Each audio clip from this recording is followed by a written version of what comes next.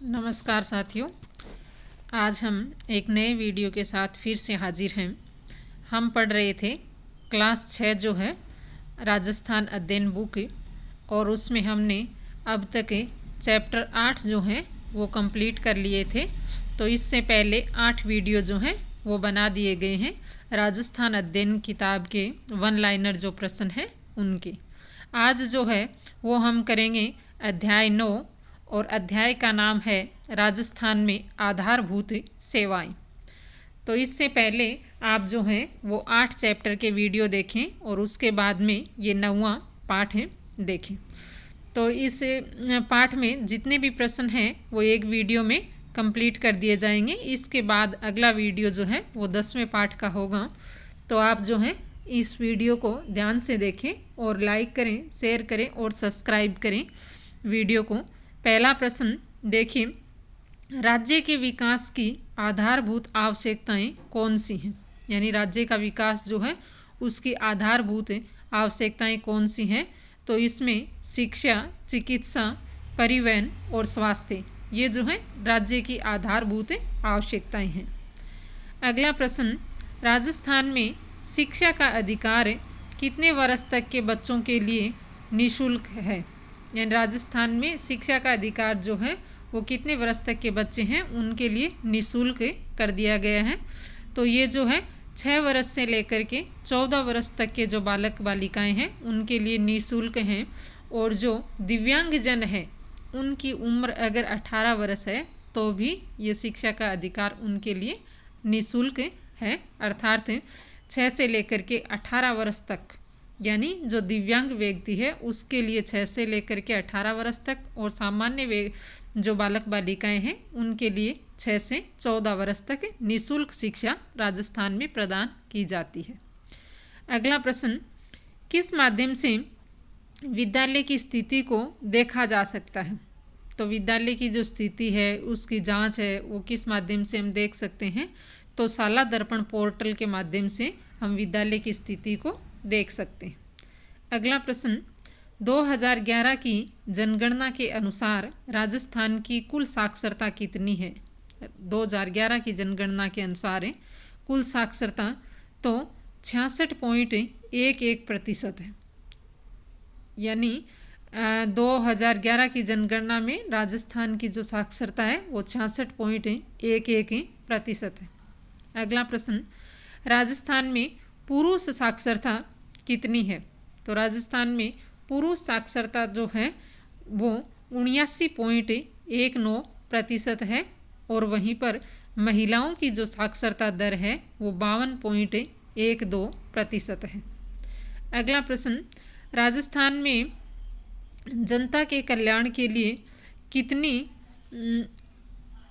आबादी पर स्वास्थ्य उपकेंद्र की स्थापना की गई है? यानी जनता जो है उसके कल्याण के लिए कितनी आबादी है उसके ऊपर स्वास्थ्य केंद्र जो है उसकी स्थापना की गई। यानी गाँव में जो केंद्र खोले गए हैं उप स्वास्थ्य केंद्र, शहरों में जैसे बड़े हॉस्पिटल होते हैं वैसे ही गाँव में उप केंद्र बोलते हैं स्वास्थ्य के, तो वो खोले गए हैं। तो कितनी आबादी पे वे खोले गए हैं? तो 1000 की आबादी पर स्वास्थ्य उपकेंद्र जो है वो खोला गया है, और 30,000 की आबादी पर प्राथमिक स्वास्थ्य केंद्र खोला गया है, और 1 लाख की आबादी पर सामुदायिक स्वास्थ्य केंद्र जो है वो खोला गया है। ये राजस्थान में स्थिति है, यानी आबादी जो है उसके ऊपर जनता के कल्याण के लिए जो स्वास्थ्य केंद्र खोले गए हैं उनके बारे में। अगला जो प्रश्न है वो हम देखते हैं, ये है नागरिकों को आपातकालीन स्थिति में स्वास्थ्य और उसकी सुरक्षा के लिए निःशुल्क आपातकालीन सेवा कौन सी प्रदान की गई है? यानी नागरिकों को आपातकालीन स्थिति में स्वास्थ्य और उसकी सुरक्षा के लिए निःशुल्क आपातकालीन सेवा कौन सी प्रदान की गई है? यानी कोई भी अपने जो है परिस्थिति हो, कोई भी घटना घटित हो जाती है आपातकाल के समय, तो हम निःशुल्क जो है वो कितने नंबर पर फ़ोन करेंगे? तो वो है 108 नंबर पर। अगला प्रश्न, राजस्थान में आयुर्विज्ञान महाविद्यालय कहाँ कहाँ पर स्थापित किए गए, यानी आयुर्वेद के जो विश्वविद्यालय महाविद्यालय जो हैं वो कहाँ स्थापित किए गए हैं। तो जयपुर, जोधपुर, अजमेर, बीकानेर, कोटा और उदयपुर, यहाँ पर आयुर्विज्ञान के स्वास्थ्य केंद्र खोले गए हैं। अगला प्रश्न, राजस्थान के 33 जिलों में से कितने जिलों में सरकारी मेडिकल कॉलेज स्थापित किए जाएंगे।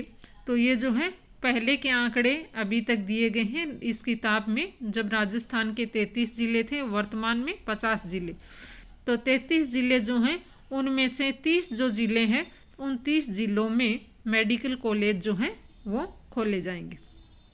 अगला, राजस्थान में नागरिकों की स्वास्थ्य कुशलता के लिए सरकार द्वारा कौन सी योजनाएं संचालित की गई हैं। तो नागरिकों की स्वास्थ्य कुशलता के लिए एक तो योजना है आयुष्मान भारत योजना। अगली है महात्मा गांधी राजस्थान स्वास्थ्य बीमा योजना।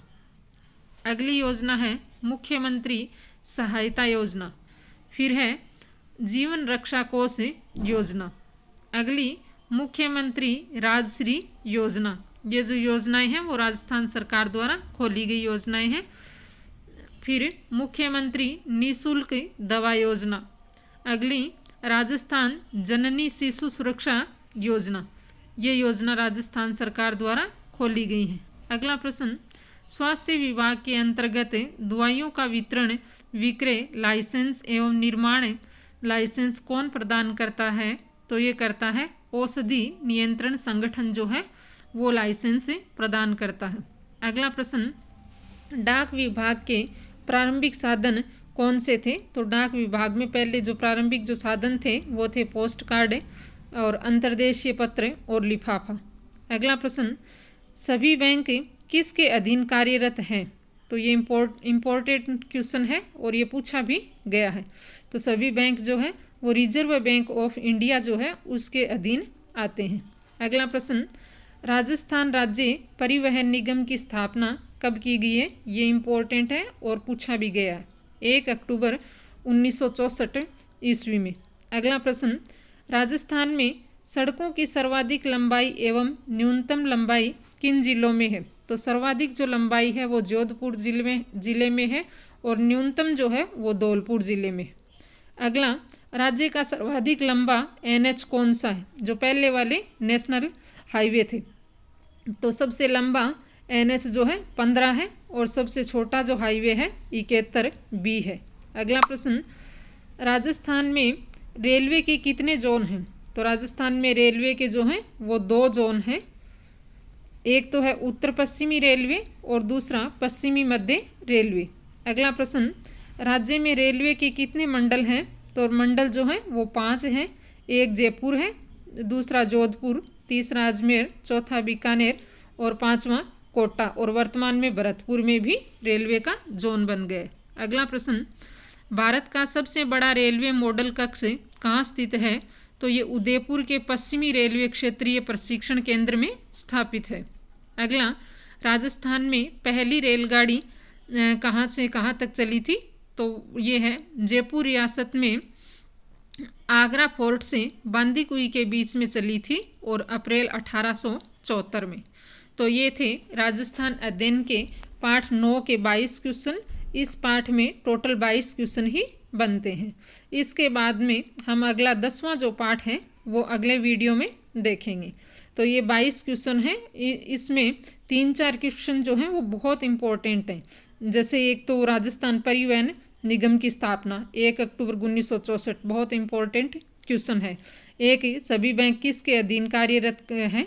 तो रिजर्व बैंक ऑफ इंडिया के। तो ये प्रश्न बहुत इम्पोर्टेंट हैं, इनको ध्यान से देखें और याद कर लें। एक इसमें जो मुख्यमंत्री द्वारा योजनाएं जो संचालित की गई हैं उनका विवरण भी पढ़ना चाहिए, ताकि इनके विवरण में भी अगर प्रश्न पूछे जाएं तो आसानी से जवाब दे सकें। तो हमने अब तक 9 पाठ के वीडियो कंप्लीट कर लिए हैं। अगला 10वां पाठ जो है वो अगले वीडियो में करेंगे। आपको ये वीडियो अगर अच्छा लगा है तो इसको लाइक करें, शेयर करें, सब्सक्राइब करें और अपने दोस्तों के साथ साझा भी करें। मिलते हैं एक नए वीडियो में, तब तक के लिए धन्यवाद।